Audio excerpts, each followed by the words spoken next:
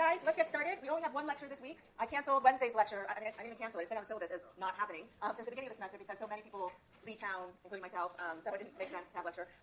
So we do have, though, 3 more lectures to go, including today. On Wednesday of last week, we started into the last chunk of the course, and the 30th of the course, which is on stereotyping, prejudice, and discrimination. And we started this off by watching this classroom experiment that a teacher, Jane Elliott, did in her 3rd grade classroom in the 1960s, and since then many times, apparently. And other teachers and educators and leaders of groups and so forth have done similar kinds of exercises. Her goal in this exercise, the brown-eyed, blue-eyed exercise, if you weren't here on lecture Wednesday and you're curious, it's really interesting. It's deceptively, seems very simple, but it was really this powerful experience and says a lot about the way we think and the way we relate to one another based on differences and similarities. But she wanted to have her 3rd graders understand what it felt like to be treated on the basis of some sort of characteristic that is not particularly meaningful about the people they are, such as their eye color. It could be, your shirt color, what have you. But the idea that people are often treated differently because they're different from one's own group.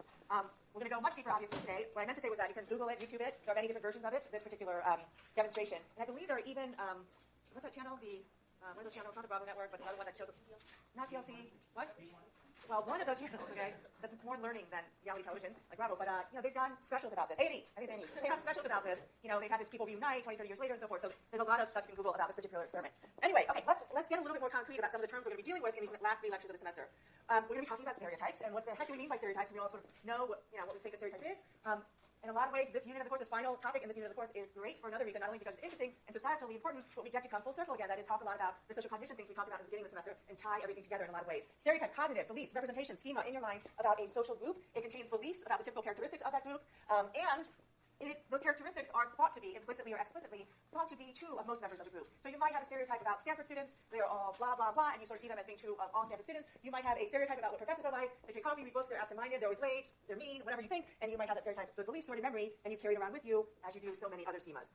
When we're talking about prejudice, we're talking more about the affective or evaluative component of how you view members of other social groups. So affective or evaluative in nature, we're talking about, for example, negative feelings you might have that you direct toward members of a group based solely upon their group membership.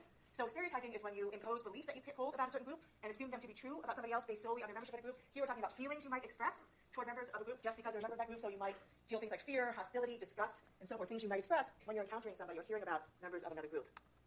Discrimination. We're talking here, not the cognitive component, not just the affective or evaluative component, we're talking about actual concrete behaviors. Negative or harmful behaviors. I suppose discrimination could be in a positive direction as well. You could do something favorable toward people based solely on their membership in a particular group, but most of the time when you hear the word discrimination, it's negative behaviors, harmful behaviors that you direct toward members of another group that affects the outcomes of members of another group. So examples might be discriminatory hiring practices, segregation of schools, or any kind of institution or organization, social exclusion, the girls excluding the boys excluding the girls, the 5th graders excluding the 1st graders, what have you, older people not being hired, younger people being preferred in a particular occupational domain, what have you. Okay? This should remind you a lot about our talking about schemas, and also should remind you a lot about attitudes and the idea that there's these different kinds of components to how we approach and view and behave toward members of other groups. Okay, eye clicker out, please, just to get ourselves warmed up here. This is a pretty simple one we got going here today, except I don't have eye clicker on. It's not going to work.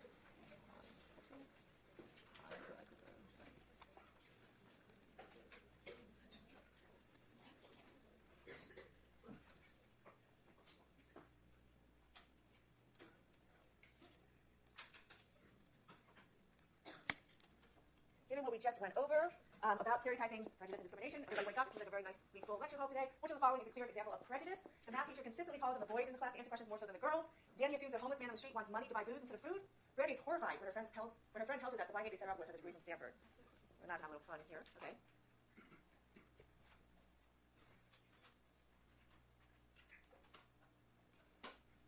I want to give everyone a chance to get your eye clicker. Final eye clicker points in there. Okay, 5, 4, 3, 2, 1. Any more? Okay, perfect. Okay, and the answer is C, right? Ooh, okay. Okay, so the idea was that the first 2 are better examples of what?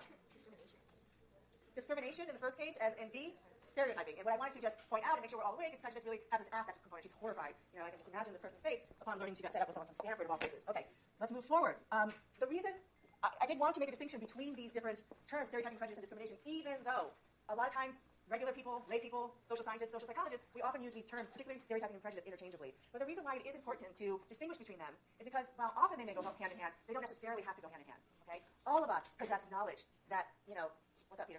I have a question. Yes, no, is it related to this? Yes, yeah. Yeah. I want to clarify the difference between stereotyping and prejudice. Yeah.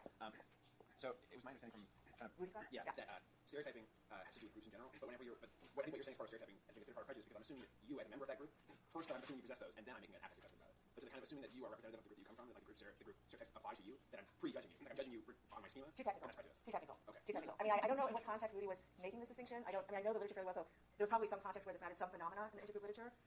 Let me make sure I understand. You're saying that if stereotyping means it already presupposes you're seeing them as a member of a group, you see that in and of itself as already a hint of prejudice, because you've already assumed that they are a member of a group. You've already assigned the group stereotype to an individual, and that's prejudice. And that could be prejudice. Yeah. Okay. Let me just use Peter's comment to illustrate what the point I was trying to make, which is that they are often used interchangeably, particularly stereotyping and prejudice. And empirically, how you measure it, if there's a lot of sloppiness in the sense that people might use, for example, a feeling thermometer to measure how you feel about a particular group. So a thermometer from 0 to 100 degrees, higher number means you feel more warmly for them. Is that stereotyping or prejudice? It's kind of like a feeling, it's kind of prejudice, but it's often called stereotyping.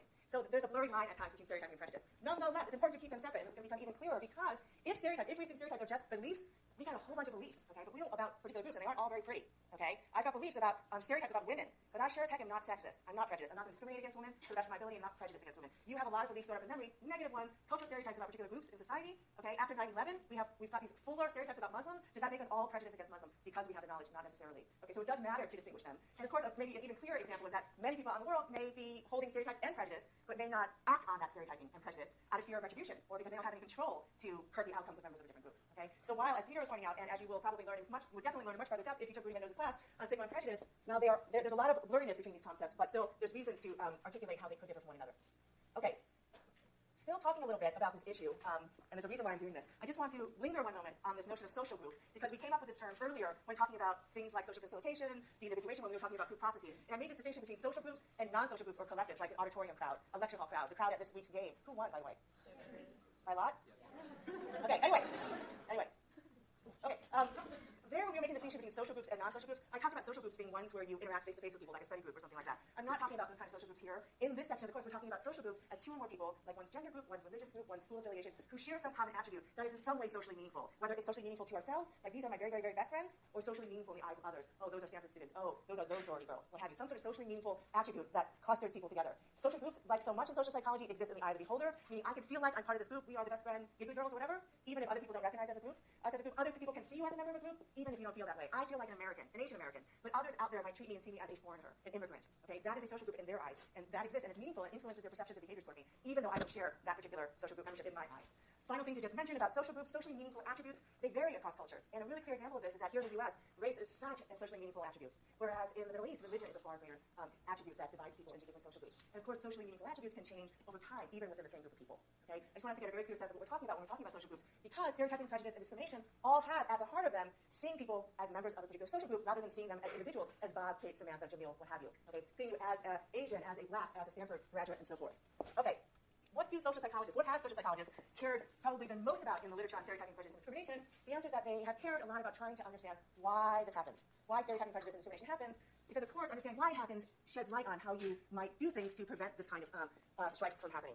And the reason I belabored the social group stuff is because I would argue the most fundamental root of stereotyping, prejudice, and discrimination, which again is about viewing other people as members of a social group rather than as individuals, has to do with our basic cognitive machinery, our basic tendency at this fundamental cognitive level to categorize the world. That is to see the world and put like things together and separate from things that look different from these things. So let me give you examples.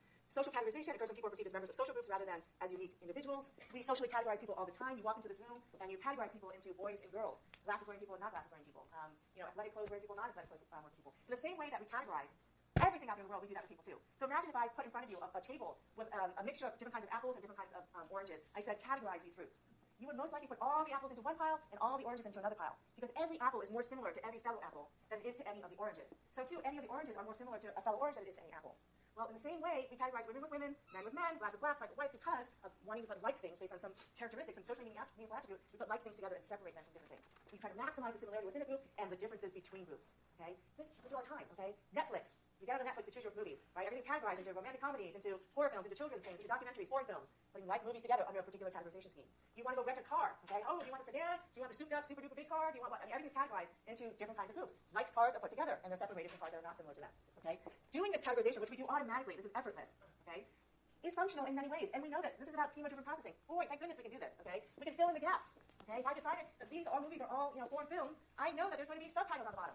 I know it's going to require, a little caffeine to get through, okay? A little open-mindedness to get through. I'm filling in the gaps because I have this label of foreign film, okay? I better get my glasses out if I want to be able to see those darn subtitles. I'm making all these kinds of inferences based on social categorization. Oh, this is a foreign film, okay? Oh, the teacher says that is a girl. Better give her the easier math problems. Okay, that is filling the gaps. Not necessarily in good ways, but it is functional. It allows us to fill the gaps. Ignore unimportant information. My favorite example of this is Home Depot. And if you've ever been in there, you know that the people who work at Home Depot wear those orange apron bib thingies. And if you've ever been in Home Depot, you know it's hell to find anything, and you just want to get the heck out of there super duper fast. And so all I want to know is where's the orange apron wearing person. I don't care if you've got 3 kids, you're having a bad day. I don't care about anything. Just freaking tell me where X is. Okay? I can ignore all information except the fact that you're wearing orange bib and have knowledge. Orange apron. Okay? Categorizing as an employee of Home Depot lets me ignore all unimportant information in this context. It's really functional for me to do that. Okay, but as I've already hinted, and we know too well, categorizing using labels can lead to lots of negative things. It leads to teachers thinking, and acting toward women as if they're not going to do as well in math and science. But more broadly, it leads us to exaggerate similarities within groups. All girls are not good at math, versus maybe just that girl. Now we're thinking about her not as Samantha was not good at math, it's Samantha, that girl wasn't good at math, so girls are not good at math.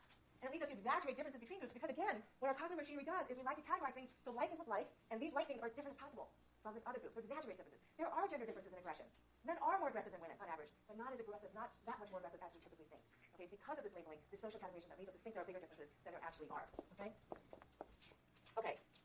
If we're going to talk about social categorization as a fundamental source of stereotyping, prejudice, and discrimination, you got to ask, where do we get all this knowledge from that allows us, oftentimes effortlessly, to make these social categorizations? I mean, I know it sounds silly when we're talking about adults like this, and we're talking about categories like gender, okay, but at some point we learn, and I have young children, and I'm seeing it happen, that, girls tend to have longer hair than boys do.